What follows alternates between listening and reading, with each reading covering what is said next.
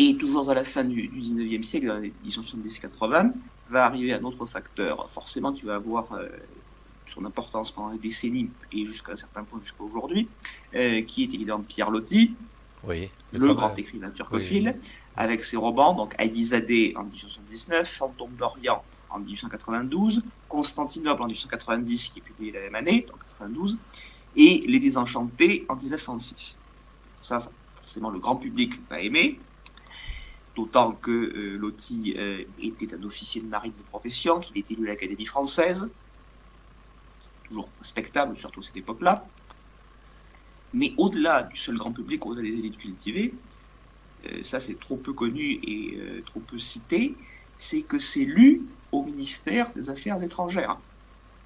Si vous lisez les mémoires de François-Charles Roux, qui était jeune diplomate à Istanbul à cette époque-là, qui a été plus tard secrétaire général du ministère des Affaires étrangères, il raconte comment on lisait, les jeunes diplomates lisaient Loti. Mais il n'y a pas que jeunes diplomates. Maurice Paléologue, personnage considérable du ministère des Affaires étrangères, qui est directeur des affaires politiques de 1912 à 1914, donc numéro 2. Et quand le poste de secrétaire général est créé, donc ça devient le numéro 2, c'est le secrétaire général, en 1920, il l'occupe, c'est-à-dire son dernier poste. d'accord. Vraiment une personnalité considérable aux affaires étrangères, déjà au début du XXe siècle. Et le paléologue est un lecteur de Loti, est un admirateur de Loti.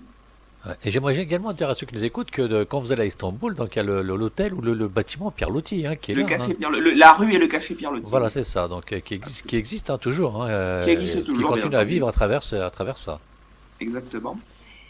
Et Loti était un ami de plusieurs personnalités politiques considérables, notamment Raymond Poincaré, dont nous avons parlé dans plusieurs émissions, C'est qui vrai. était président de la République et chef du gouvernement.